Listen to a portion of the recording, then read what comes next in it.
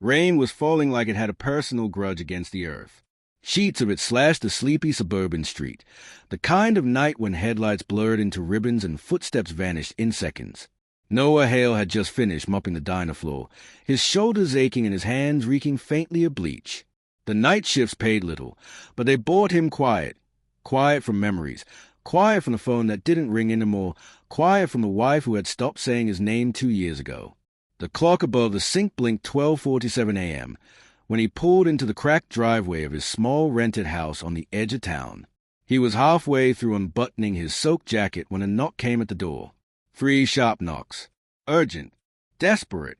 He froze. No one ever came here this late. His first thought was trouble. His second thought was loneliness playing tricks again. Another knock, softer this time, trembling. Noah opened the door a few inches and saw her, a young woman, maybe late 20s, drenched from the rain, mascara streaked down her cheeks like ink bleeding through paper. She clutched a dead phone in one hand, a map app glowing uselessly. Her voice broke when she spoke. "I'm sorry to bother you. My GPS stopped working. I can't find the interstate." He stared for a long moment. The storm hissed between them. He should have just pointed her toward the gas station down the road and gone back to his silence.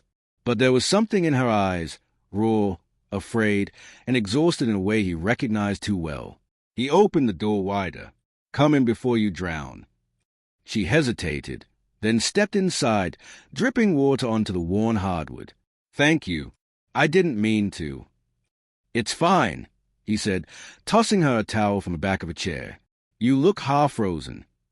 She smiled faintly, rubbing her hands. "I got off the wrong exit. I was driving back from... Never mind. I just need to get to Route 17. Her voice faltered like she was hiding something behind those words. Noah poured her a cup of coffee, the cheap instant kind, and gestured for her to sit. The house smelled faintly of pine cleaner and rain. She sat down cautiously, like a guest in someone else's life. "I'm Noah," he said. "You?" "Lila," she murmured, looking at the steam curling from the cup. "Thank you. I don't usually talk to strangers." "Guess we're both doing things we don't usually do," he replied. A faint smile ghosted her lips. Outside, thunder cracked across the sky. For a while they just listened. The sound of rain battering the window, the hum of the old refrigerator, two souls sharing borrowed warmth. Something about her silence felt heavy, like she was carrying a secret the rain couldn't wash off. When she finally spoke again, her voice was smaller.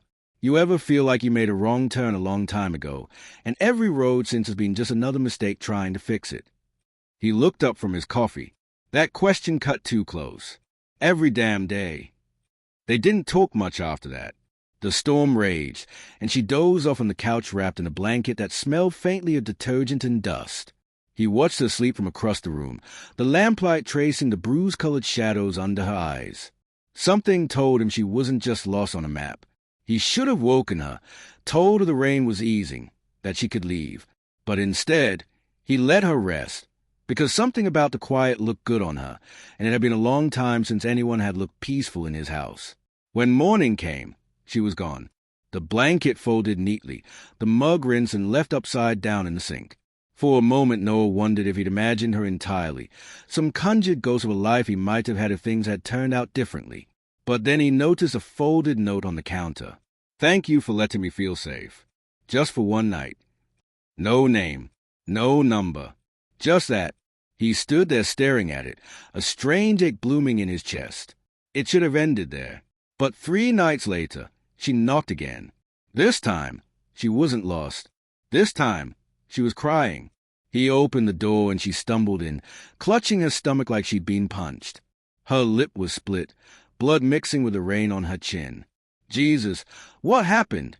he demanded, grabbing a towel. Don't call anyone," she gasped. "Please." He guided her to the couch, heart thundering in his chest. "Who did this to you?" She didn't answer, just shook her head violently, her wet hair sticking to her face. "I just need a place to stay for the night. Please, Noah, I'll leave in the morning." He froze at the sound of his name. He hadn't told her his last time. "How do you know my—" She closed her eyes. "I looked you up. I remembered your jacket had a diner logo. I needed somewhere to go. The truth hung there between them, awkward, dangerous, intimate.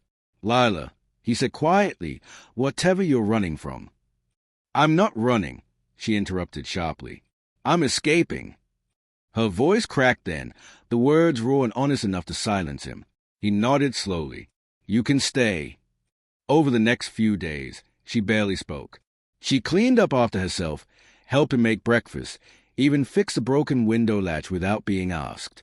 There was a calmness about her that grew out of exhaustion rather than peace. But Noah noticed the small things, how she flinched when the phone rang, how she locked the bathroom door twice, how her hand shook when she thought no one was looking. One night, she woke screaming. Noah ran from his room and found her tangled in blankets, drenched in sweat, whispering, "Don't tell him. Please, don't tell him."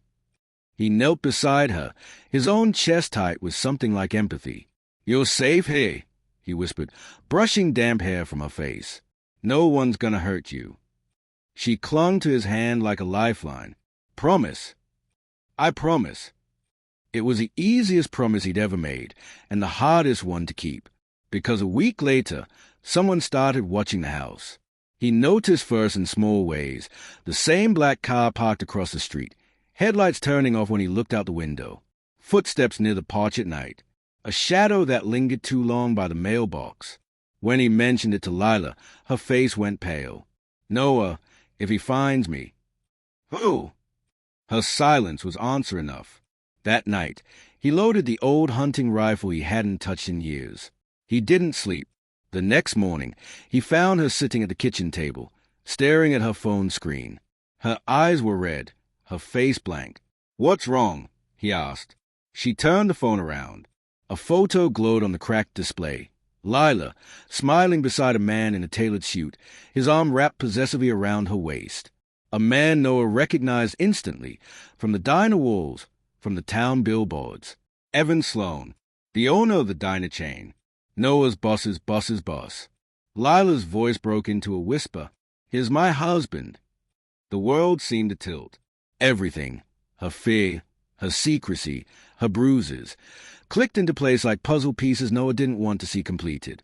His breath came shallow. "You're married. To him." Her silence was answer enough.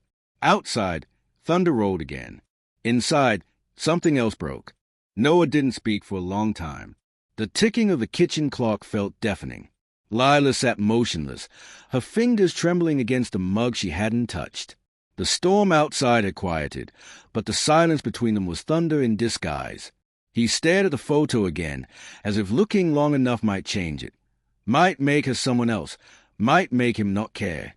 But the truth sat there, pixelated and cruel.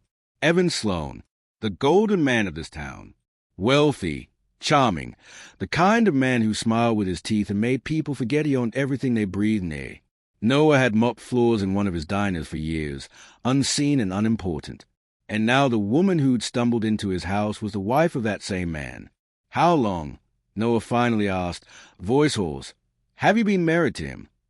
Lila's eyes flickered, guilt and fear wrestling for dominance. 5 years. "And you just showed up here? Out of nowhere?" His voice cracked. "What the hell are you doing, Lila?" Her chin trembled, trying to survive. He leaned back, rubbing his temples, his pulse thudding. "You said he hit you." She didn't nod, didn't shake her head, just stared into the distance, expression hollow. "He doesn't hit," she said quietly. "He destroys. He smiles while he does it.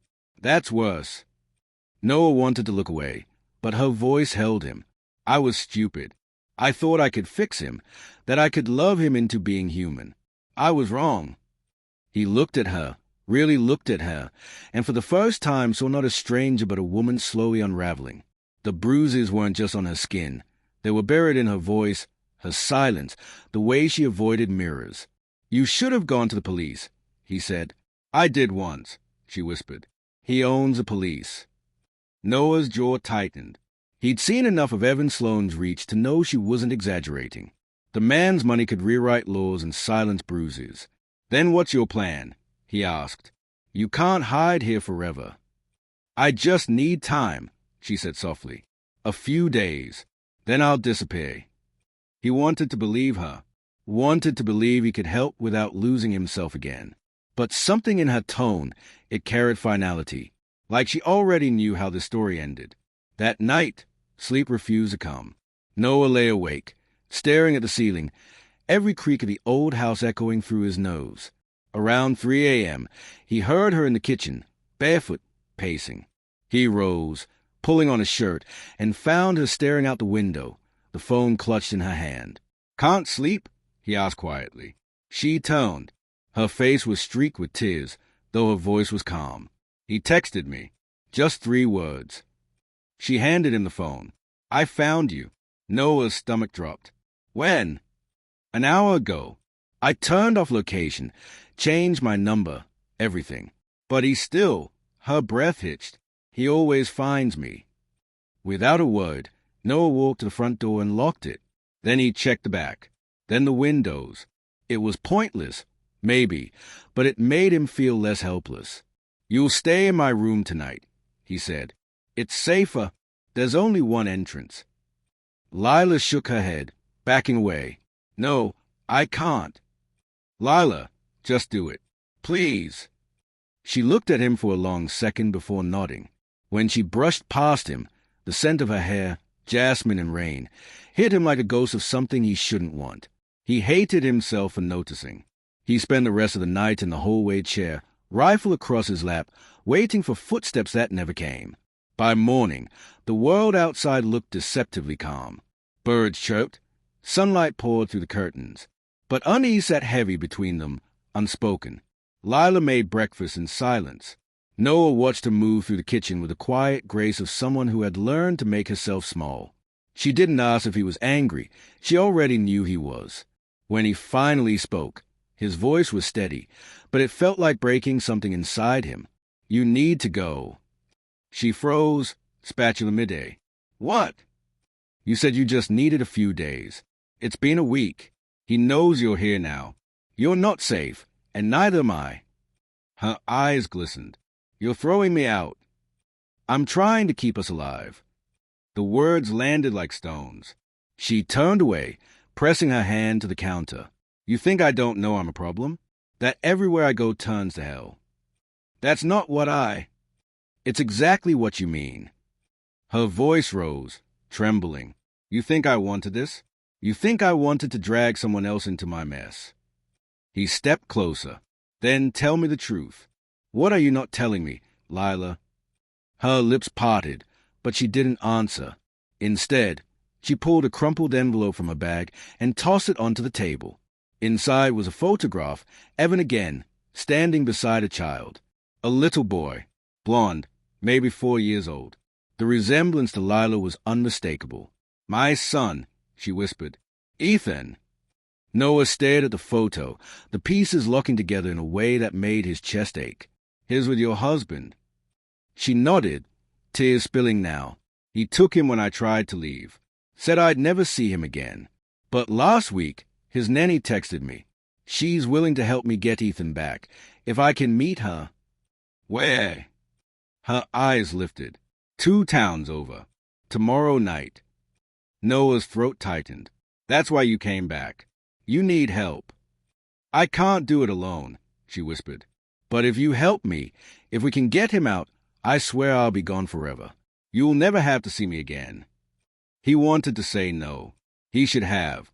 But something inside him, that quiet place still yearning for redemption, whispered yes before he could stop it. He looked at the photo again, Ethan's small smile, Lila's trembling hands. "All right," he said finally. "We'll go tonight, before he expects you to move." She blinked. "You mean it?" He nodded, though every nerve screamed otherwise. "If we're doing this, we do it right." For the first time since he'd met her, she smiled, not the haunted kind, but something real, fragile, hopeful.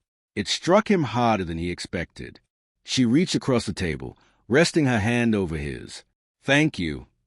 He didn't pull away. Not yet. That evening, Noah packed his truck, blankets, a thermos, the rifle. Lila changed into darker clothes, hair tucked under a cap. She looked different, Determined, fierce, the fear momentarily replaced by purpose. As the sun dipped below the horizon, they drove down the cracked road, headlights slicing through fog. The town faded behind them, swallowed by trees and distance. "Does he know about me?" Noah asked quietly. Lila glanced at him. "Evan, he doesn't know you helped me. Not yet. But he will." "Yes," she said simply. The road stretched empty ahead, but Noah couldn't shake the feeling they were being followed. Every shadow felt alive, every reflection in the side mirror a ghost of headlights. "You trust this nanny?" he asked. "I don't have a choice," she said. "Her name's Claire. She said she'd meet us behind the old train depot, midnight. And if it's a trap?" Lila's fingers tightened around the photo of her son. "Then it ends tonight, one way or another." He glanced at her profile, jaw clenched, eyes set on the road. There was something terrifying and beautiful about her resolve. It reminded him of soldiers who knew they wouldn't come back but fought anyway. As they neared the next town, the rain began again, light at first, then heavier, washing the windshield in liquid silver. Noah's phone buzzed. Unknown number. He hesitated, then answered. A man's voice, smooth, confident, chillingly familiar. "Noah Hale," it said. "You been busy?" His grip on the wheel tightened. "Who is this?" A low chuckle. "You know who." Evan Sloan. Noah's blood turned to ice. "How did you get this number?" "You think I don't know when one of my employees disappears with my wife?" Evan's tone stayed almost pleasant. "I admire your courage. Truly, most men wouldn't dare." Noah's jaw locked. "She's not your property." "She's everything of mine," Evan said, voice soft as silk, deadly as glass. "And if you don't bring her home tonight, you'll lose much more than your job." The line went dead. Lila's breath caught beside him. It was him, wasn't it? He nodded slowly. The truck rolled on through the storm, every drop against the windshield like a countdown. Neither of them spoke again for the rest of the drive. The rain came harder as midnight neared, the kind that blurred the world into smeared streaks of silver and gray. The truck's wipers fought to keep up, their rhythm steady but frantic, like a heartbeat that couldn't calm down. Lila sat rigid beside him, her fingers knotted together in her lap, eyes locked on the road ahead as if looking away might make her courage unravel. The old train depot appeared through the mist like a ghost, its rusted sign half fallen, the windows shattered, graffiti sprawled across crumbling brick. The place had been abandoned for decades, forgotten by everyone except stray cats and desperate people looking for anonymity. It smelled of rust, wet wood, and bad memories. Noah parked behind a line of derelict freight cars. The headlights died, leaving only the faint glow of rain-reflected moonlight. For a long time, neither of them spoke. She said she'd be here. Noah asked finally. Lila nodded, voice barely above a whisper. "Claire doesn't use her phone much. She's scared of him too, but she promised." He checked his watch. 12:03 a.m. The world around them felt suspended, like the seconds were holding their breath. Noah reached for the rifle beside his seat, not to threaten, but to remind himself they weren't completely powerless. "Stay close," he murmured, and stepped out. Rain soaked him instantly. The air was sharp with cold. Every sound, the drip of water from the depot's roof, the distant roll of thunder, felt amplified in the silence of the abandoned yard. Lila followed, pulling her hood tight. Her eyes darted between shadows, the fear in her movements too real to fake. They crossed the gravel, shoes crunching softly, until they reached the rear platform where a single lantern flickered faintly under an overhang. A woman stood there, mid-30s maybe, her blonde hair tied back, raincoat clinging to her frame. When she turned, Noah saw the recognition in Lila's eyes. "Claire," Lila whispered, relief breaking across her face. They ran toward each other and hugged tightly, the sound of Lila's choked sobs swallowed by rain. For a brief second, Noah felt the tension ease. Maybe, just maybe, this would actually work. Claire's voice trembled. "It's okay, Lila. Ethan's okay. But we don't have much time." Lila pulled back, clutching her shoulders. "Where is he?" "In my car. A few blocks from here. He fell asleep. We can't stay long. Evan's men are watching everything." Noah stepped forward, scanning the shadows. We came prepared. What's the plan? Claire glanced at him warily, as if weighing whether to trust him. We take the old service road by the river. It leads straight out of town. If we can reach the bridge, there's an old farmhouse across the county line. My cousin's. You'll be safe there for a while. Noah nodded. Let's move. They turned to leave, but then Claire's expression changed, her eyes widening with sudden horror. No, she whispered. Oh, God! A beam of light cut through the rain, harsh and white. Headlights. Engines roared in the distance. More than one. Noah spun, pulling Lila behind him as 3 black SUVs emerged from the darkness, their tires crunching gravel like bones. Doors flew open, men in dark coats stepping out, silhouettes sharp and deliberate. Get down, he shouted, grabbing Lila's arm and dragging her toward the side of a freight car. The rifle came up instinctively, the metal cold against his hands. Claire screamed. 2 of the men grabbed her, shoving her to her knees. Another raised a flashlight, sweeping it across the platform.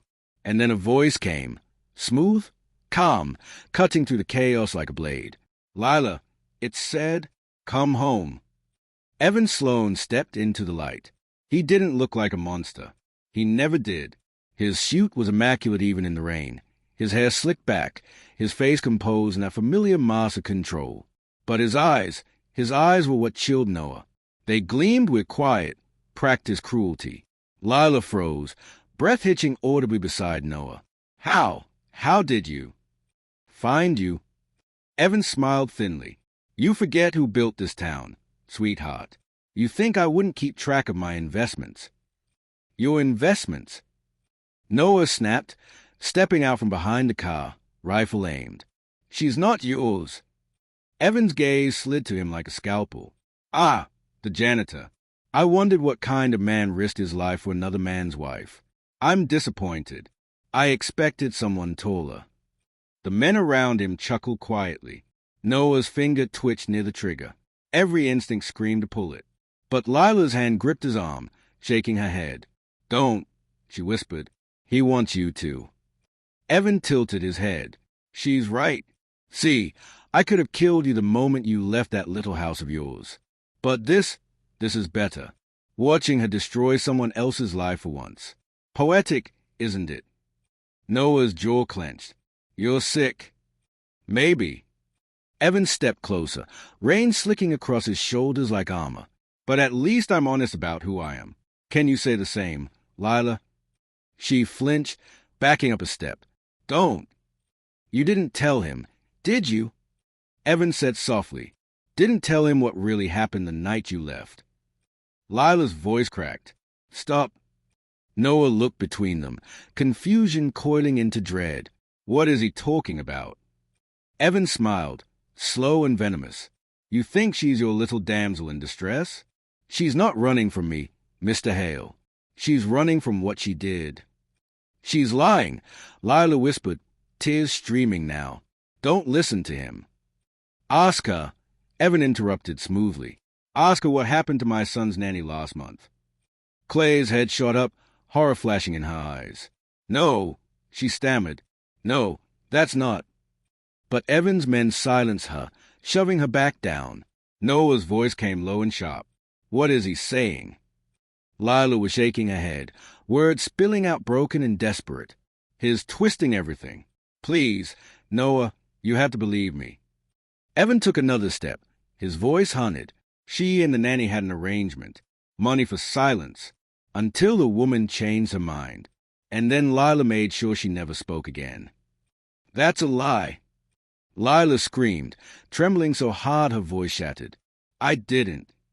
Evan smirked. Then why did the police find your fingerprints on the railing? Why did you run before the body hit the water? Noah's breath caught. The world tilted. Lila turned to him, her hands outstretched, pleading. It wasn't like that. She fell. I tried to save her. He made it look like murder. Noah stared at her, searching for truth in her eyes, but all he saw was fear. Real or guilty, he couldn't tell anymore. His chest felt tight, his pulse roaring in his ears. Please, she whispered, stepping closer. You know me. But did he? He didn't even know her last name until last night. Evan watched, satisfied. You see? I don't have to take her, Mr. Hale. She'll destroy herself.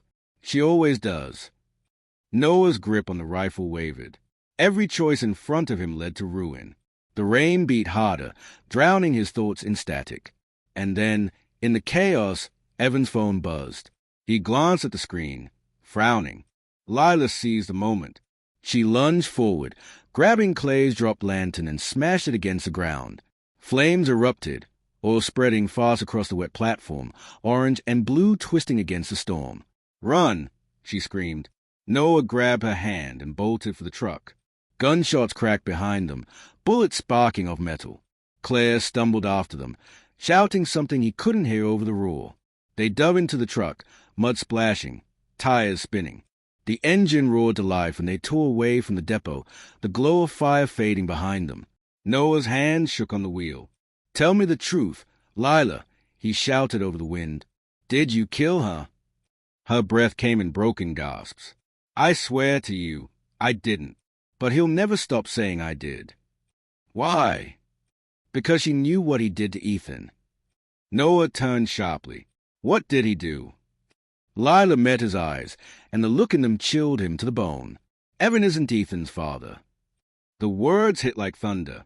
The truck veered slightly as Noah gripped the wheel tighter, the truth slamming through him like a physical blow. "Then who?" he started, but she cut him off, her voice trembling. "Someone he killed." Outside, lightning tore the sky in half. The rain chased them down the highway like vengeance itself. It battered the windshield, howling through the cracks in the truck's frame, drowning every word it might have said.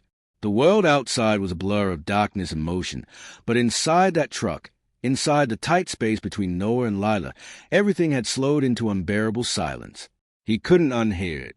"Evan isn't Ethan's father." The sentence burned through his skull, twisting with every heartbeat. He wanted to demand answers, to shake the truth out of her, but one look at Lila told him she was unraveling fast. Her hands clutched the dashboard, her chest rising and falling in shallow boasts. Fear, guilt, exhaustion, they all fought for control over her face. "Start talking," he said finally, his voice steady but rough, like gravel ground into glass. "You don't get to drop that and sit quiet." She hesitated, her reflection in the side window fractured by rain. "You won't believe me. I just watched men with guns try to kill you. Lila, belief isn't the problem anymore." She swallowed hard. For a moment, he thought she might stay silent forever, but then her words came in pieces, jagged and trembling. "Before I met Evan, I worked at one of his offices, secretarial work. Long hours, low pay, but it felt like something. He noticed me early. Too early. He liked women who didn't fight back." She laughed bitterly. "I didn't know what kind of man he was until it was too late." Noah's grip tightened on the steering wheel. "He made promises," she continued softly. "Said he'd leave his fiancée, said I meant something. And for a while, I believed him. Then one night, he brought his friend."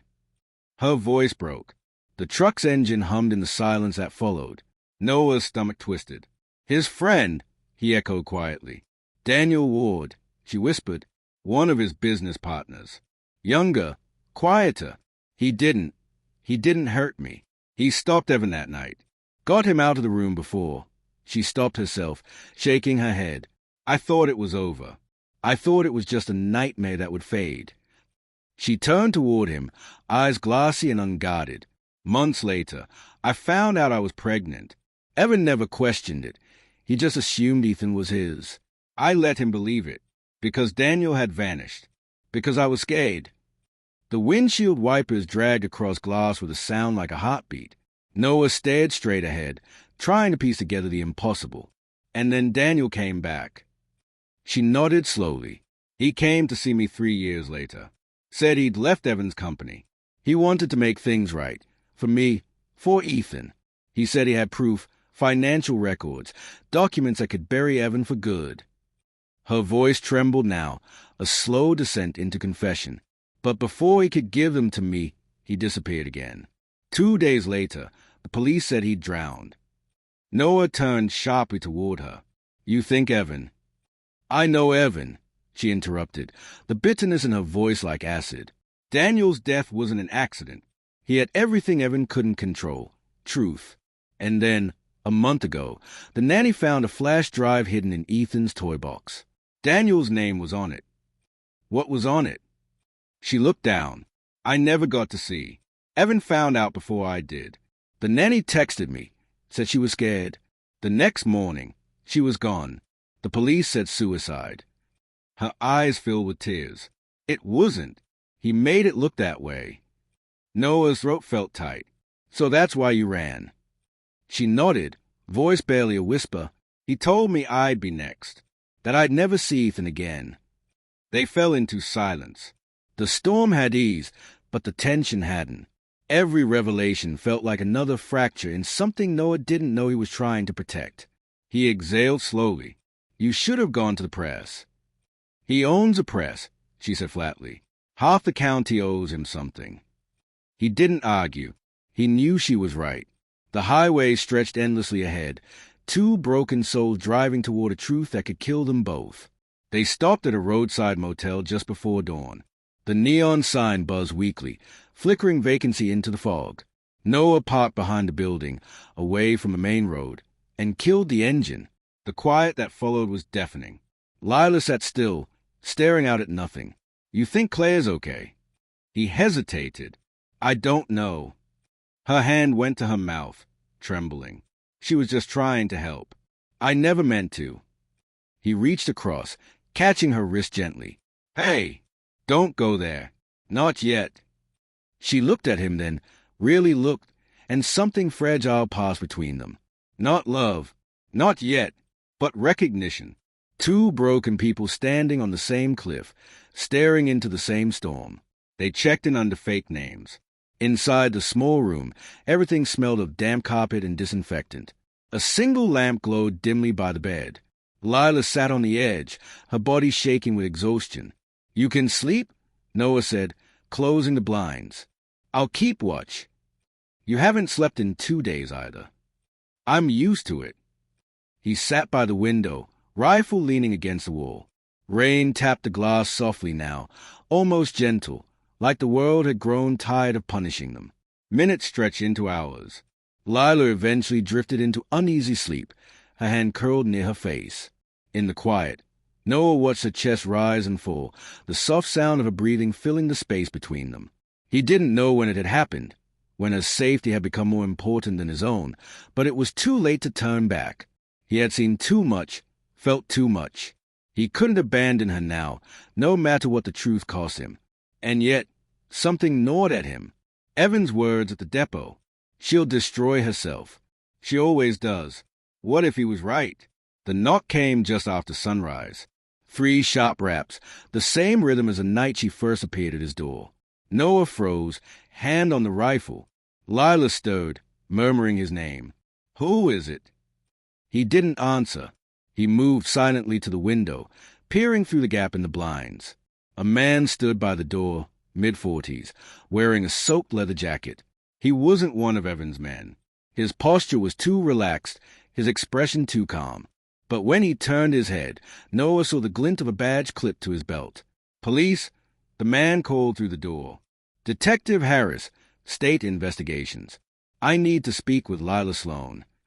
Lila shot upright, panic flaring in her eyes. No, no, no. He found us. Stay quiet, Noah whispered. The detective's voice was steady. You're not in trouble. I just want to talk. Please open the door. Noah hesitated, pulse pounding. If it was a setup, they were dead. But if it wasn't, he opened the door crack, rifle hidden behind it. The detective's gaze flicked from Noah's face to the weapon. Easy, Harris said, raising his hand slightly. I'm not here to arrest anyone. But if you keep that thing pointed at me, I'll have to call backup. Noah lowered it reluctantly. You alone? Harris nodded toward an unmarked car across the lot. For now, but not for long. Evan Sloan's been making noise, telling people his wife's been kidnapped by one of his employees, that you're armed and unstable. Lila stepped forward, voice trembling. His lying. I figured as much, Harris said. but you've made it hard to prove otherwise. There's a warrant out for both of you. Abduction, assault, even arson. Noah's jaw tightened. The fire at the depot, he started that. Doesn't matter, Harris said quietly. He controls the story. If you want to live through this, you need to give me something to work with. Evidence. Anything. Lila's eyes filled. The flash drive, it's still with Claire. Then you need to find her, Harris said. Fast. My advice? Do it before Evan does.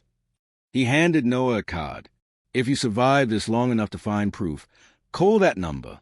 Otherwise, his gaze flicked to the parking lot. You will be ghost before the week's out.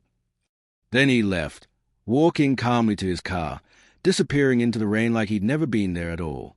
Lila sank to the floor, tears spilling freely now. We're running out of time. Noah crouched beside her, his voice low but certain. Then we find Claire. We end this. She looked up at him, eyes wide, terrified, and trusting. You'd really go that far? For me? He hesitated. The truth in his chest was complicated and heavy.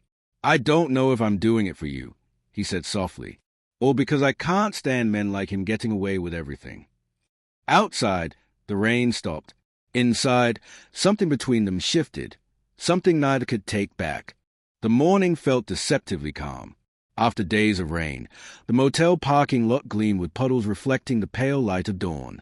Steam rose from the asphalt-like breath. But inside Noah's chest, the storm hadn't passed. It had only changed shape. He moved quietly around the room, packing what little they had.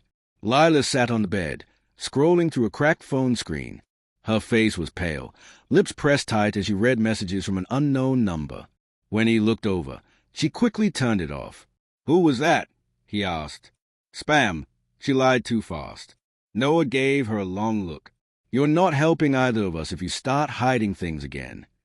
Her voice trembled, defensive. I'm not hiding anything. Can we not start this now? He stopped zipping the bag. Start what? She looked up, meeting his gaze, and for a moment all the fear burned away, replaced by something sharp. You don't trust me, Noah. You think I dragged you into this on purpose. He sighed, rubbing his temples. I don't think that, but I've seen enough to know people do strange things when they are scared.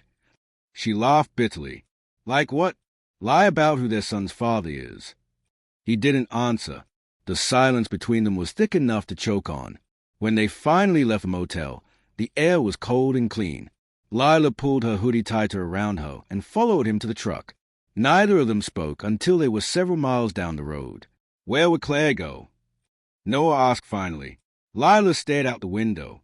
She has a sister in Mason Ridge. It's a small town near the border, 3 hours from here. Then that's where we start. She nodded, then after a pause said quietly, if she's still alive. He glanced at her, but she didn't elaborate. The road stretched ahead, empty and endless. They reached Mason Ridge by late afternoon, a town swallowed by pine trees and fog, the kind of place where everyone noticed strangers. A faded diner sat near the main road, its sign swinging gently in the wind. They parked there. Inside, the smell of fried onions and burnt coffee clung to the air. A few locals turned to look as they entered, their gazes lingering on Lila a little too long. She lowered her head, tucking her hair behind her ear. They took a booth in the corner. A waitress poured them coffee, her name tag reading Sandy. She smiled faintly but stuttered them like she already suspected they didn't belong. Lila stirred sugar into her cup with trembling hands. I used to come here, she murmured. Years ago, with Claire. She loved the pancakes. You sure her sister still lives here? Noah asked. She mentioned it once, after Daniel's funeral. The name hung in the air. Daniel Ward, the man who might have been Ethan's real father, the man whose death had set this whole nightmare in motion. Noah leaned forward. Tell me about Daniel. Lila hesitated, then looked out the window, watching the fog roll past. He wasn't like Evan. That's what I remember most. He listened. He didn't want things from people. He just wanted to fix what Evan broke. She paused, voice softening. He used to send little gift for Ethan. Books, drawings, things a father might send if he could. And then one day, they stopped coming. I told myself he moved on, but deep down, I knew. Noah studied her face. You loved him. Her breath hitched, barely audible. Yes, she whispered, but I never told him. And now he's gone. The silence between them ached. Before Noah could respond, Sandy returned with a refill. She glanced between them, her tone cautious. You two passing through. Looking for someone, Noah said. Sandy raised an eyebrow. You're not cops, are you? Lila smiled weakly. No, just friends. Sandy hesitated, then said quietly, You might want to try the trailer park by the river. There's a woman there, looks a lot like your friend. She lowered her voice. Came here a week ago. Real nervous. Lila's eyes widened. Clay. Sandy shrugged. Didn't get her name, but she had a bruise on her neck and kept checking the door. Lila grabbed Noah's hand across the table. We have to go. The trailer park was a stretch of mud and silence along the riverbank, the kind of place where hope came to hide. They drove slowly past rows of dented doors until they reached one with a faded wind chime that barely stirred in the breeze. Lila stepped out first, her shoes sinking slightly into the wet ground. That's her trailer, she whispered. I recognize the curtains. Noah followed, staying a few paces behind. Every instinct screamed caution. He scanned the trees, the cars, the shadows under the trailers. The world felt too still. Lila knocked softly. No answer. She knocked again. Claire? It's me. It's Lila. A faint sound came from inside. Then the door opened a crack. A pale face appeared, eyes hollow, hair disheveled. Lila. Claire whispered. What the hell are you doing here? Lila almost sobbed with relief. You're alive. Claire looked around nervously. You shouldn't have come. He's watching me. Noah stepped forward. Evan. Claire's gaze flicked to him, then back to Lila. Who's this? A friend, Lila said quickly. Claire, we need the flash drive. The one Daniel left. Claire's face went white. You can't be serious. That thing, people have died because of it. Lila's voice cracked. I know, but if we don't get it, more will. Claire's lips trembled. You don't understand. They came here 2 nights ago. Men in black cars. They tore this place apart looking for it. I told them I didn't have it, but she trailed off, glancing toward a small shelf near the window. I hid it. I didn't know who to trust. Noah followed her gaze, every muscle tightening. Is it still here? Before she could answer, the sound of tires crunching gravel cut through the silence. Lila's eyes widened. No. A black SUV rolled slowly into view, headlights off, engine low and smooth. The same kind that had chased them before. Back door, Noah hissed. Claire grabbed a small metal box from under the shelf, clutching it to her chest. It's here, she whispered. Go, now. Noah grabbed Lila's hand and pulled her toward the rear exit. Claire turned toward the door to buy them time, but the sound that followed froze them in place. A gunshot. Lila screamed. Claire! Noah dragged her out through the back, heart pounding. They sprinted across the muddy yard as more shots cracked the air. The trailer's windows exploded, raining glass. They reached the truck just as another SUV blocked the main road. Noah swore under his breath and veered off the path, crashing through a wire fence toward the riverbank. Mud flew everywhere, the tires slipping, but he didn't stop. Lila clutched the metal box to her chest, sobbing. She's dead! She's dead! Not yet, he said through clenched teeth. Hold on. They reached the bridge just as another car appeared ahead, cutting them off. Noah slammed the brakes, the truck skidding sideways. 2 men stepped out, armed. He reached for the rifle under the seat, but Lila moved first. She threw the truck door open, clutching the metal box, and ran toward the bridge. Lila! Noah shouted. One of the men fired, a warning shot that whistled past her. She didn't stop. She ran to the edge of the bridge, looked back once, and hurled the box into the river below. The men froze. Noah took the chance, slamming the truck into gear and ramming one of their cars off the road. Gunfire erupted, glass shattered, but somehow they made it across the bridge, disappearing into the trees beyond. By the time they stopped, the world was silent again, just the hiss of the river in the distance and Lila's ragged breathing beside him. He turned to her, voice breaking. "You could have been killed." She looked at him, tears streaking her face. "I couldn't let him have it. Noah, not again." He reached out, touching her cheek gently. "That flash drive could have cleared you." Her lips trembled. "Maybe, but it also could have killed us both." She closed her eyes, leaning into his hand. For the first time, he didn't pull away. The air between them changed, soft, electric, and dangerous. Every unspoken thing they'd buried since that night at his door hung there, trembling. Noah whispered, "We'll get it back." Lila opened her eyes, and something in her gaze shifted, fear giving way to fragile trust. "Together?" she asked. He nodded. "Together." But somewhere behind them, deep in the fog-covered woods, a figure watched through binoculars, speaking softly into a phone. "They've got the location. Tell Evan she's still alive." The forest was soaked in fog and silence. Only the faint rush of the river cut through the stillness, steady and merciless, like time itself moving forward no matter who it drowned along the way. Noah and Lila stood on the bank, mud streaking their shoes, clothes still damp from the chase. It was late afternoon, though the sun hadn't truly broken through the clouds in days. Lila hugged her arms to her chest, trembling. "It should have sunk near here. I threw it right from the bridge." Noah scanned the water. The current was fast, curling white where it hit rocks. If it hit bottom, it could have drifted downstream. 1/2 a mile, maybe more. She shook her head. "It's waterproof. Daniel said so. He kept it sealed." Noah looked at her sharply. "You remember that?" Her expression flickered, like she hadn't meant to say it. "He told me about it before he disappeared. Said if anything happened to him, I'd know where to look." "And did you?" A beat of silence. Then, quietly, "Yes."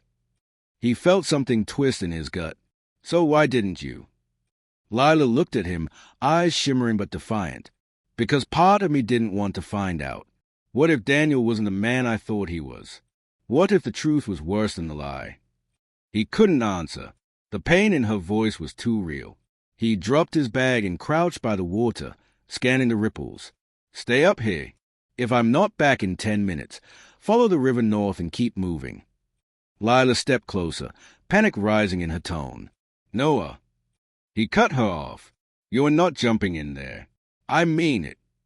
Before she could protest, he pulled off his jacket and dove into the river. The cold hit like a shock of electricity, stealing his breath.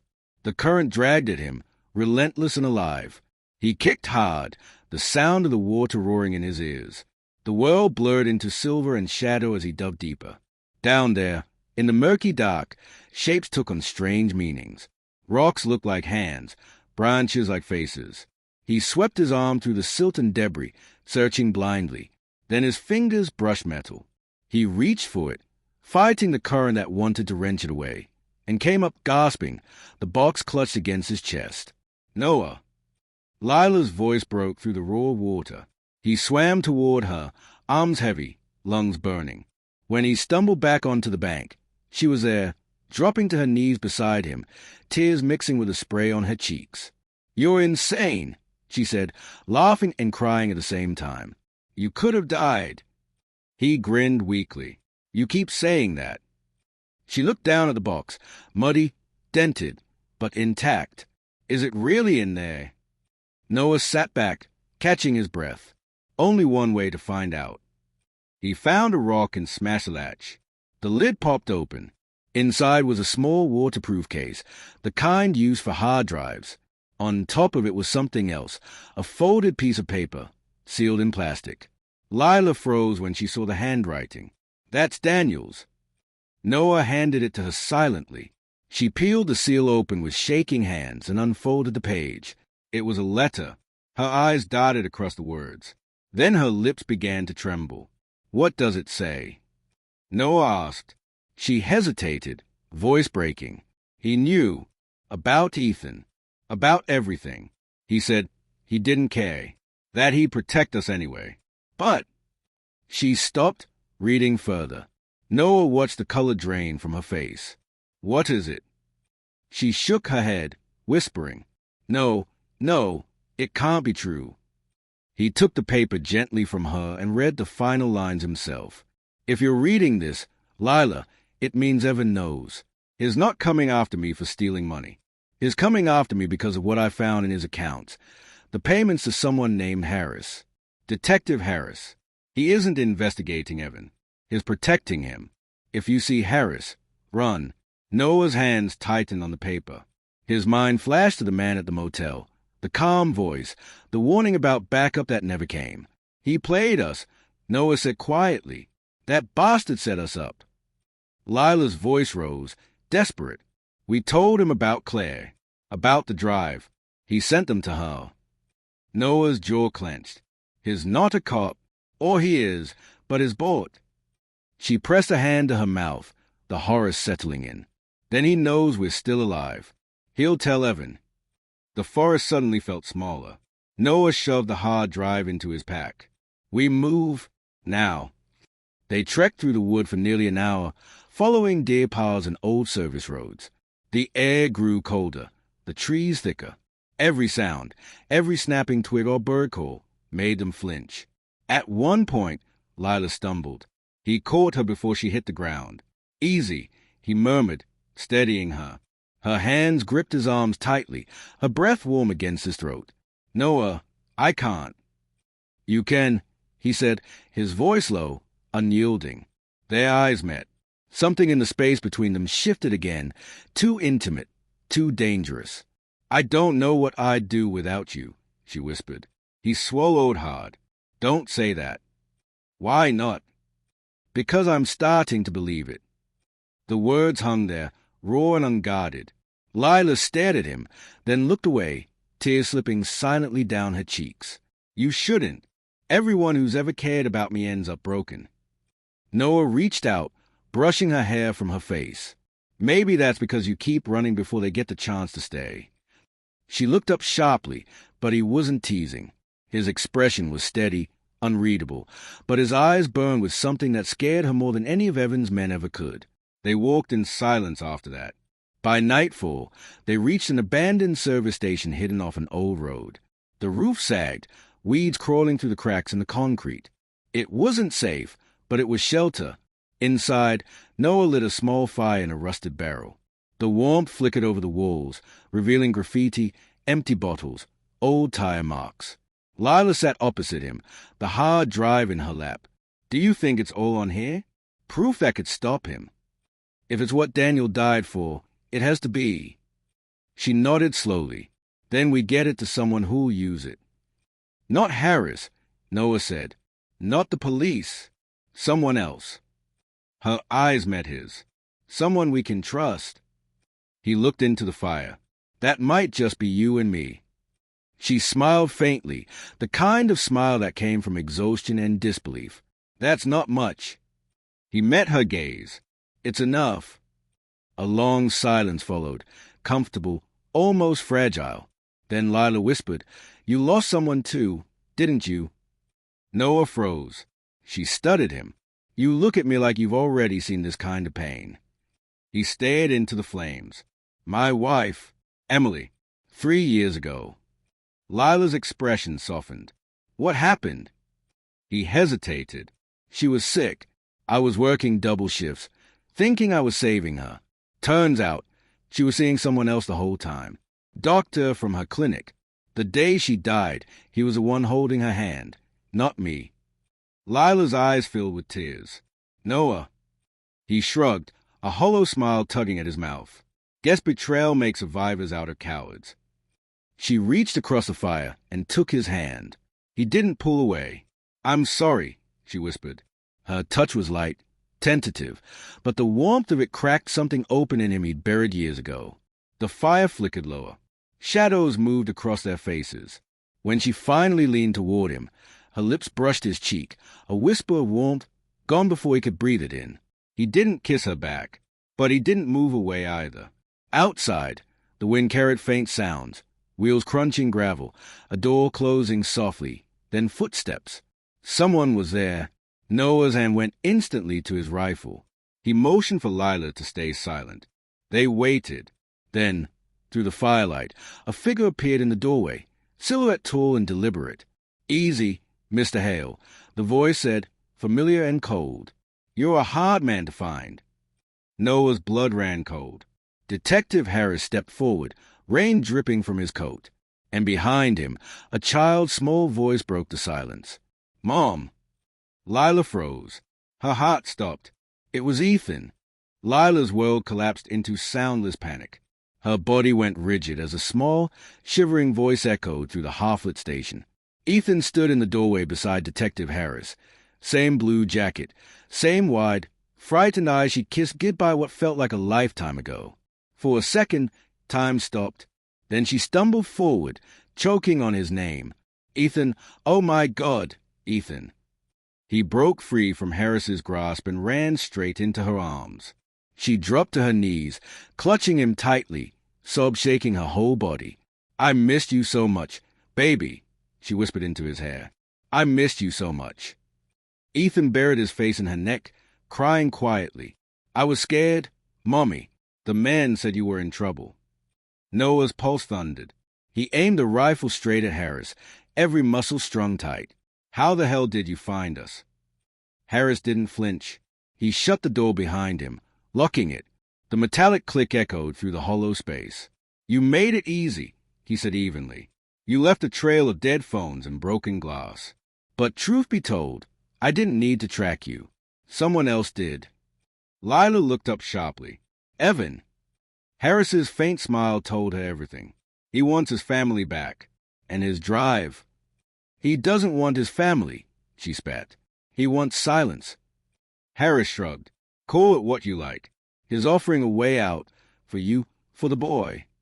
Noah's voice was a growl. "And for me?" "That depends," Harris said. "You can walk away. You were never part of this. Take your gun, take your conscience, and forget her." Noah took a step forward, eyes burning. "Not a chance." Harris's calm facade cracked for the first time, his tone sharp. "Don't make this harder than it already is. You don't understand what you're up against. Evan doesn't lose. He doesn't forgive. He owns half the state. Hale, the law, the press, the courts. If you keep running, he'll find you, and when he does—" Lila interrupted, her voice trembling but fierce. "Then we stop running." Harris turned to her. "You think that drive is your salvation? It's not. You open that, and it's not just Evan who burns. It's everyone. His partners, his clients, half the people you think are innocent." She stared at him, realization dawning. "That's why you're protecting him. You're in those files, too." His silence said enough. Noah raised a rifle higher. "You're not walking out of here with them." Harris's eyes flicked to Ethan. "You'd shoot a cop in front of a child." Noah didn't blink. "Try me." The air felt thick enough to split. Then Ethan whimpered softly, clutching his mother tighter. "Mommy, please don't let them fight." Lila looked from Harris to Noah, her mind a blur of panic and maternal instinct. She could feel Ethan's heartbeat against Hayes, small, terrified, alive. "Wait," she said quietly. "Everyone just stop." Harris stepped back half a pace, gun still lowered. "You have something to say, Mrs. Sloane." She took a deep breath, her voice steadying. "You said Evan wants a drive. Fine, I'll give it to him." Noah turned to her, stunned. "Lila, no." She didn't look at him. "On one condition. Ethan walks away from this. He goes home safe, untouched." "Home?" Noah snapped. "You mean back to the man who killed Daniel? Who burned Claire alive?" Her lip trembled. "At least he'll be alive." The words hit him like a blow. Harris's gaze flicked between them, calculating. "You're making the right call." Lila looked at him, her tone icy. "You get one chance. Bring Evan here. Tonight. And he comes alone. If I see a single one of your men, I'll destroy the drive before he steps through that door." Harris studied her for a long moment, then nodded. "You have 6 hours." He turned toward the door. Ethan looked up at him, small voice shaking. "Can I stay with my mom?" Harris hesitated, then said, For now. As he stepped outside, Noah's voice cut through the dark. If you lie, I'll put you in the ground myself. Harris didn't look back. You won't get the chance. Then he was gone. The door shut softly behind him, leaving the three of them in the dim light of the fire. Lila pulled Ethan close again, rocking him gently, tears streaming down her cheeks. Noah stood frozen, torn between rage and disbelief. You just handed him exactly what he wants, he said quietly. She looked up, her expression hollow. What choice did I have? You had me. The silence that followed was heavier than anything they'd faced yet. Ethan had fallen asleep in her lap, small and unaware of the storm around him. Lila smoothed his hair, whispering, "He's all I have left." Noah crouched beside her. You're not thinking clearly. Evan won't let you live. He'll take him, kill you, and call it justice. Her voice cracked. Then what do you want me to do? Keep running until he finds us in another filthy motel? You think Ethan deserved that life? He didn't answer, because part of him knew she was right. But part of him also knew she was lying, not to him, but to herself. She wasn't just giving up the drive for Ethan's safety. She was trying to end it, all of it, no matter the cost. Noah stood and paced the room, the firelight throwing wild shadows across his face. We need to move first. If he's coming here, we make this place ours. Traps, exits, cover. He's not taking you. Not him, not Harris. Lila stayed into the flames. You're still trying to save me. He stopped. Yeah. She looked up slowly. Why? He hesitated, jaw tightening. Because somewhere along the way, I stopped seeing you as a stranger who needed directions. Her breath caught. Noah. He stepped closer, his voice barely above a whisper. Don't say anything. Just promise me you'll survive this. She didn't move, couldn't. The weight of everything between them was suffocating. I don't deserve to, she said finally. He exhaled sharply, fighting the urge to shake her. You deserve peace. You just don't believe it yet. A tear slipped down her cheek. You sound like him. Daniel. She nodded. He said something like that once. The night he gave me this necklace. Her hand went to the small silver chain around her neck, one Noah hadn't noticed until now. A small pendant hung from it, scratched and faded. He leaned in, studying it. There's something inside. She frowned, unclasping it. The tiny locket opened with a soft click. Inside was a hidden microchip, barely the size of a fingernail. Lila's eyes widened. What is that? Noah's voice was low, certain. That's the backup. The realization hit like a thunderclap. The drive wasn't the only copy. Daniel had hidden the true evidence in the one place Evan would never think to look. Lila's throat tightened. He must have known I'd be hunted. Noah closed the locket and looked straight into her eyes. Now you hold everything that man died for. She trembled. Then we can end this. He nodded. But we'll do it our way. Outside, a car engine started in the distance. A low, steady hum moving closer. Noah looked toward the door, his instincts already screaming. His early. Lila pulled Ethan tighter. He wouldn't. He said 6 hours. Headlights flared through the cracks in the boards. Noah grabbed his rifle. Get down! The first shot shattered the window. Lila screamed, shielding Ethan as Noah dove to the floor, returning fire. The station filled with smoke and echoing gunfire. The air reeked of oil and dust. He could see silhouettes moving outside, more than 2, maybe 5, maybe more. They were surrounded. Lila crawled toward him, clutching the locket. Noah, they're everywhere. He turned to her, eyes blazing. Then we make them bleed for every inch. Another round hit the wall inches from his head, and in the chaos, as he fired back into the shadows, he realized something chilling. The men weren't aiming for him. They were aiming for her. The gunfire tore through the night like thunder. Bullets slammed into the walls. Glass exploded into glittering shards, and every echo seemed to shake the air itself. Lila screamed as dust rained from the ceiling beams. Noah dragged her behind an overturned bench, his arm locked protectively around her and Ethan. Stay low, he shouted over the noise. Don't move until I say. Ethan's terrified sobs filled the brief gaps between shots. Lila pressed him tight against her chest, whispering broken words that didn't even sound like language anymore, just prayers and fear and desperate promises. Noah's breathing was steady, but his eyes flicked like a predator's, scanning for movement. Through the cracks of the broken window, the glow of car headlights swept across the date, revealing 5 men in tactical gear.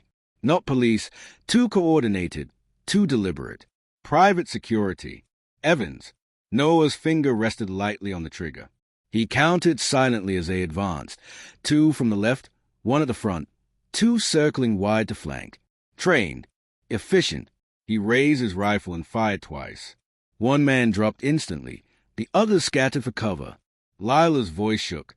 He said 6 hours, he promised. Noah reloaded, jaw tight. He lied. He never meant to bargain. Another burst of gunfire ripped through the side door. A bullet grazed Noah's shoulder, a red spray, quick and sharp. He grunted, ducking down. Lila reached for him, trembling. "You're bleeding." "Not enough to stop me." He yanked off his jacket, pressing it against the wound. "They'll breach in 30 seconds. We move now." "Move where?"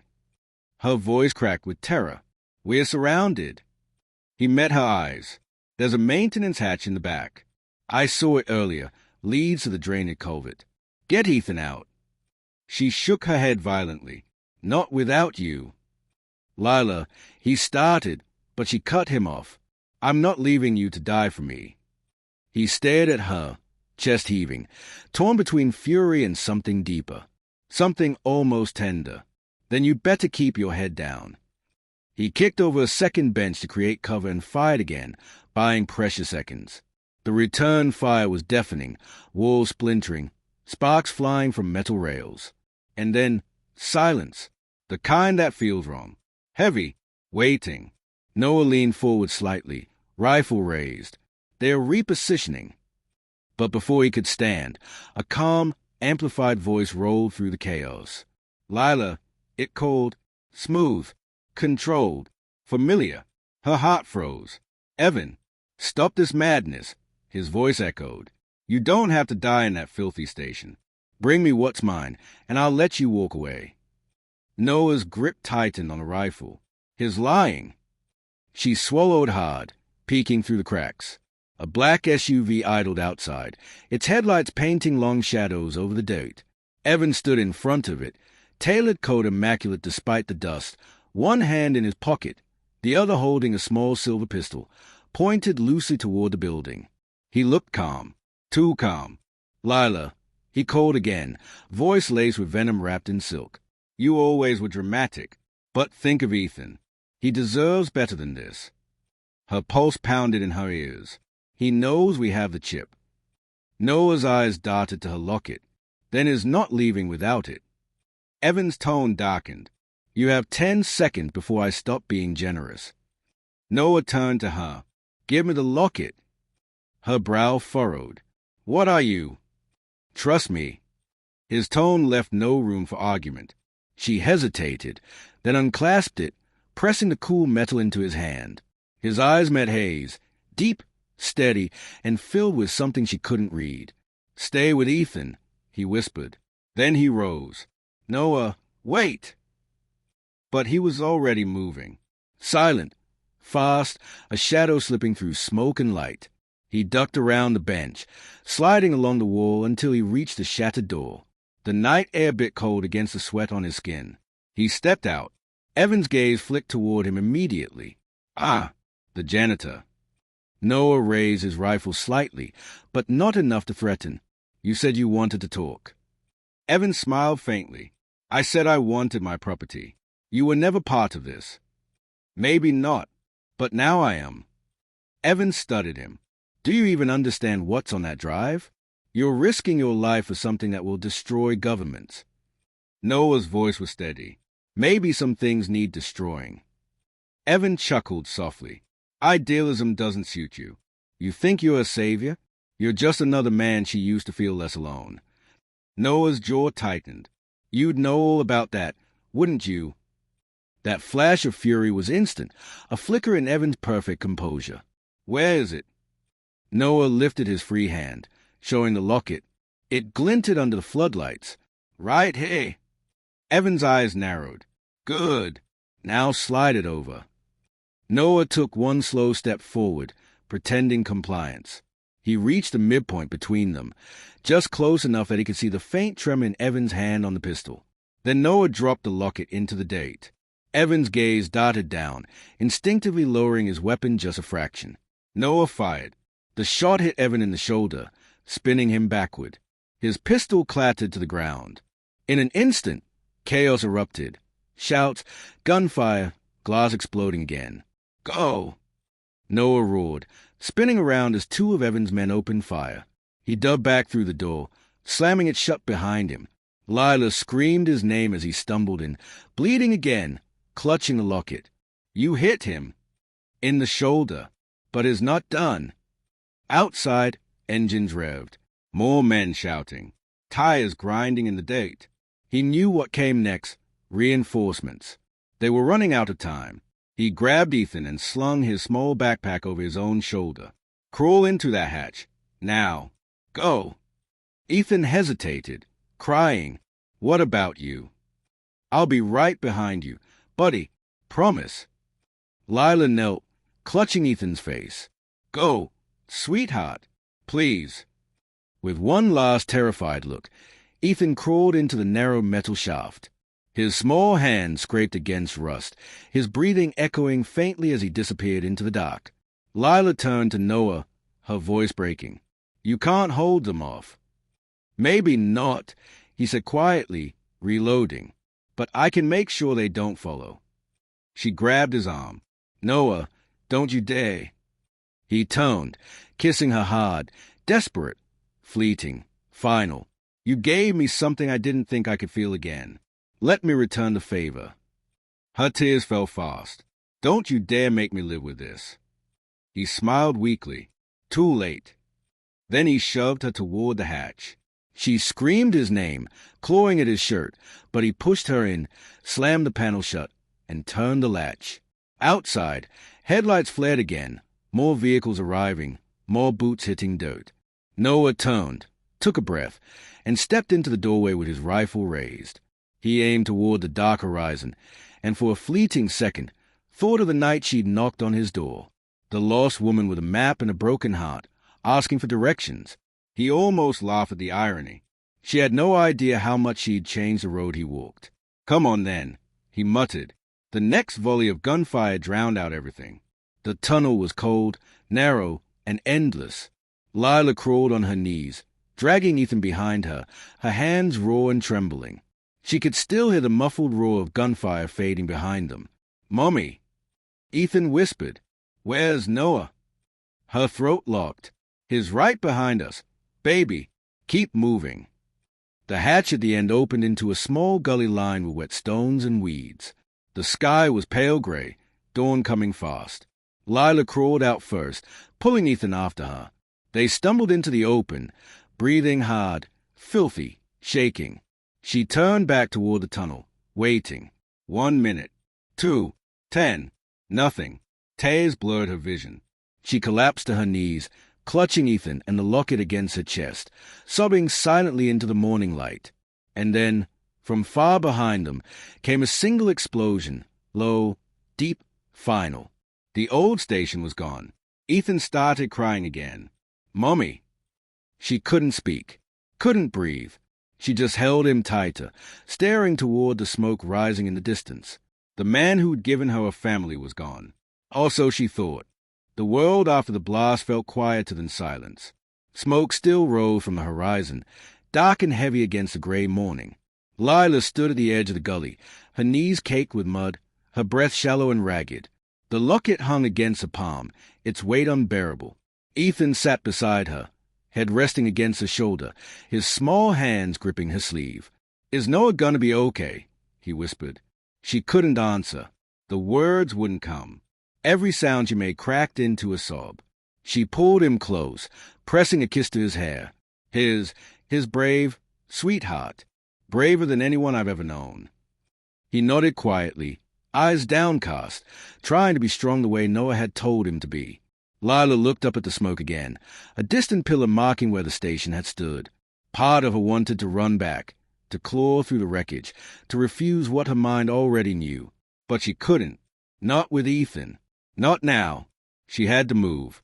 They walked until her legs trembled beneath her, through back roads and fields, keeping to the tree line, following the faint memory of Noah's directions.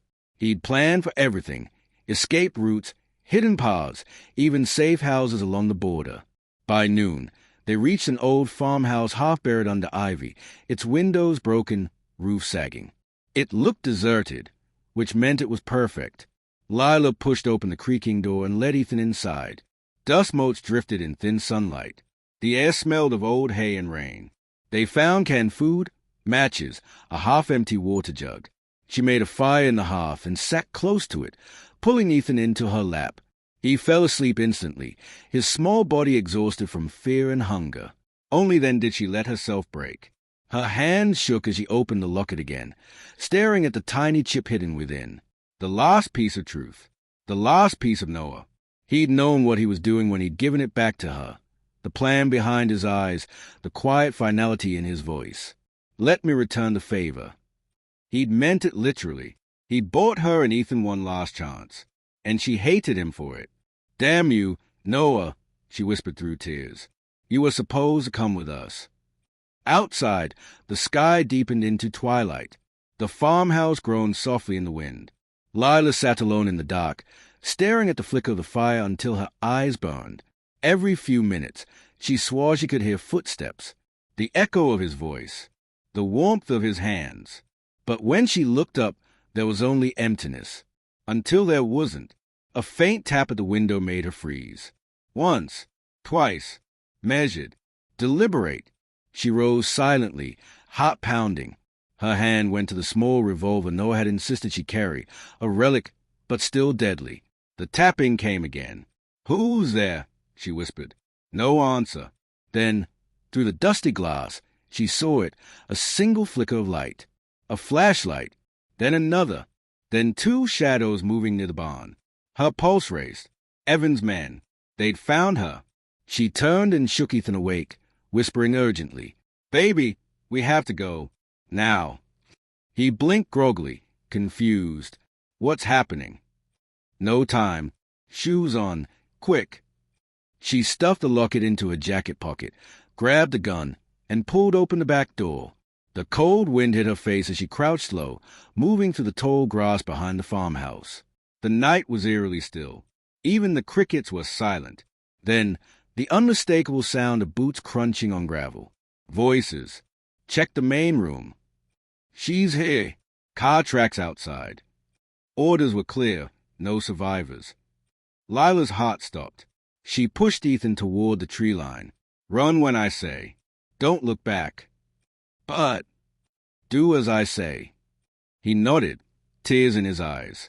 A beam of light swept across the field, passing inches from them. Lila held her breath until it moved on, then whispered, Go! Ethan darted forward. She followed, crouched low, moving fast through the tall grass toward the woods. But behind them, the crunch of gravel turned to shouts. She's moving! East side! Gunfire erupted again, slicing through the night. Bullets whipped through the grass. Lila pushed Ethan down, covering him with a body as dirt sprayed around them. She raised the revolver, firing blindly toward the lights. One shot. Two. A scream. A flashlight dropped. Then, silence again. Ethan sobbed softly beneath her. Mommy, I'm scared. I know. Baby, I know. She checked the revolver. Empty. 3 bullets gone. 3 left. She scanned the field. The nearest cover was the barn, 50 yards away. If she could reach it, maybe they could hide until dawn. Come on, she whispered. Stay close. They crawled through the grass, inch by inch. Her knees bled, her fingers numb. The barn loomed closer, a dark shape against the faint glow of the moon. 5 yards. 4. 3. A figure stepped out from behind the barn, gun raised. Lila froze. The man's voice cut through the cold air. Drop it. Her hand tightened on the revolver. She lifted it slightly, enough for him to see she wouldn't hesitate. Drop it. Then the man stepped forward, into the moonlight. Her breath caught. Noah. Her gun slipped from her hand. No, it can't be. He lowered his weapon slowly, his face pale beneath the bruises and soot. It's me. Lila stumbled forward, shaking. You were dead. The explosion.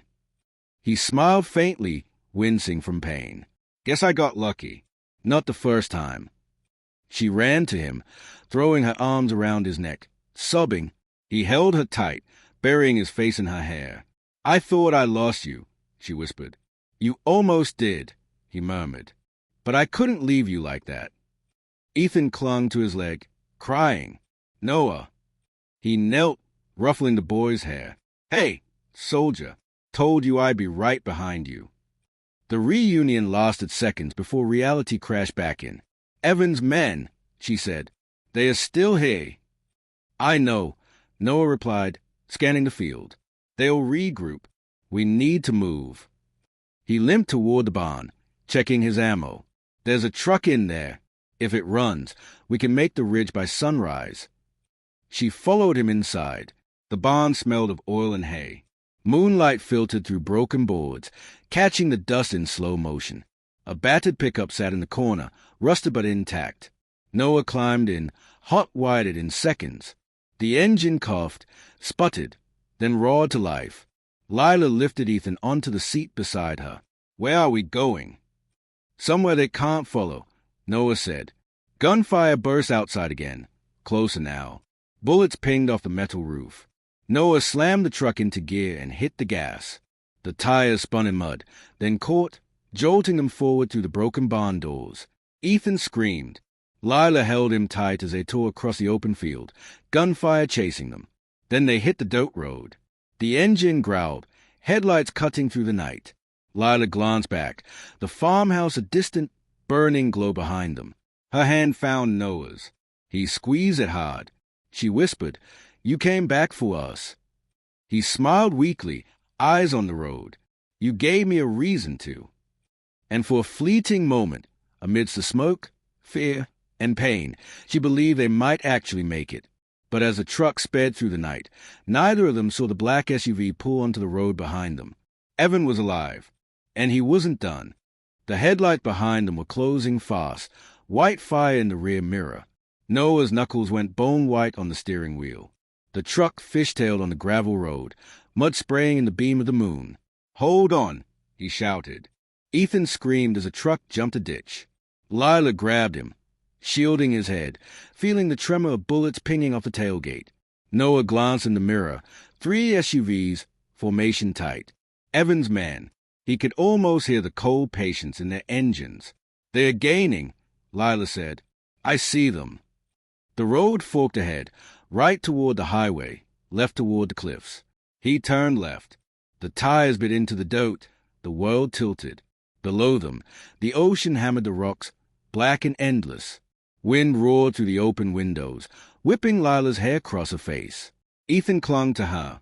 Mommy, I'm scared. She kissed his forehead. Just hold on, baby, just a little longer. Noah floored it. We reached the lighthouse. We have signal. I can upload the files. End this. Then what? She shouted over the wind. Then it's over.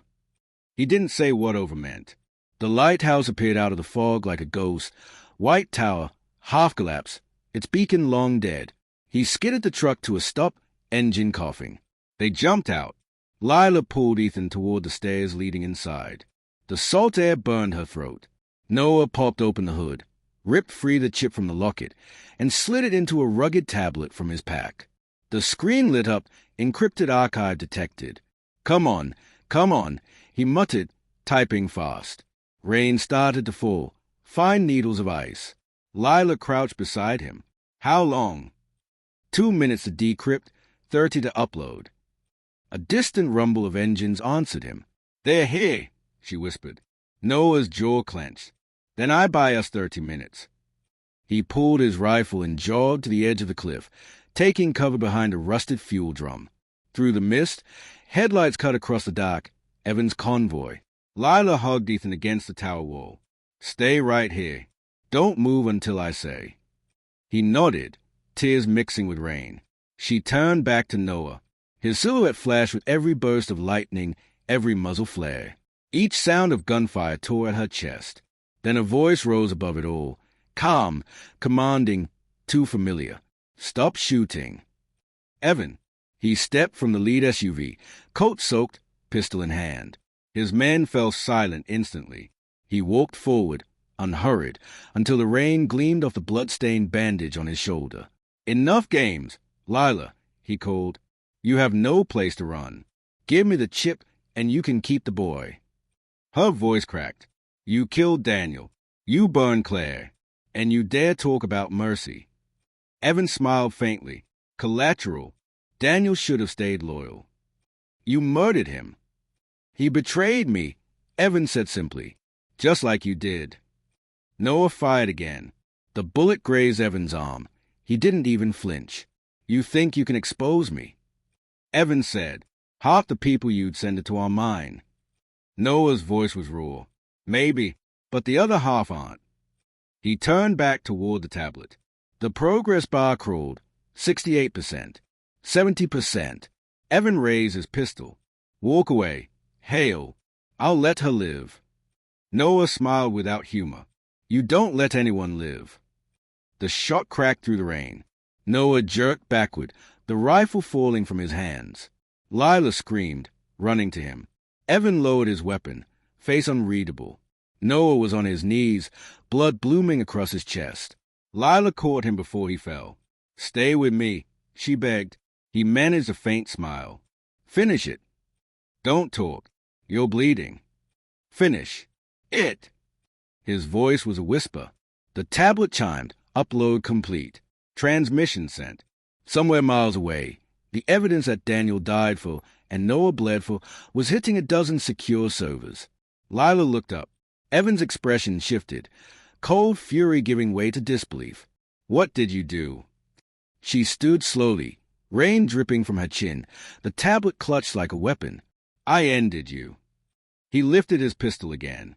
No, you ended yourself. The gun fired, but she was faster. Her bullet caught him square in the chest. He staggered, eyes wide, mouth forming words that never came, and collapsed into the mud. Silence. Only the wind and the sea. Lila dropped the gun, shaking, tears mixing with the rain. She turned back to Noah. His breathing was shallow, each gasp a knife. She cradled his face. You saved us. He tried to speak, coughed, smiled faintly. Guess I finally gave you directions. She laughed through the sobs, shaking her head. Don't say that. Take him, he whispered, eyes flicking toward Ethan. Go. Live. I can't. You have to. His eyes closed. His hands slipped from hers. The rain kept falling. By dawn, the storm had passed. The SUVs lay abandoned, their engines cold. Evan's empire was crumbling, news feeds buzzing with leaked files, arrest warrants, exposure. Lila stood at the edge of the cliff, Ethan's small hand in hers. The ocean glimmered gold beneath the sunrise. She wore the locket still, its chain broken, the chip inside gone, but the weight of it a reminder. Where's Noah now? Ethan asked quietly. She smiled sadly. Is where the brave people go. Will we see him again? She looked toward the horizon. Someday. The boy squeezed a hand. They turned, walking down the path toward the road, the light growing warmer with every step. Behind them, the sea swallowed the echoes of everything that had been lost. And somewhere in that wind, faint but certain, she could almost hear his voice. You're home now. Epilogue. Weeks later, in a quiet coastal town, a woman and her son rented a small cottage by the water. Lila changed her name again. Ethan started school. The world moved on. But sometimes, at night, she'd wake to a sound at the door, a soft knock, like the one that had started it all. She'd open it to the empty porch, the waves whispering below, and smile through her tears. Because in that moment, she never felt alone.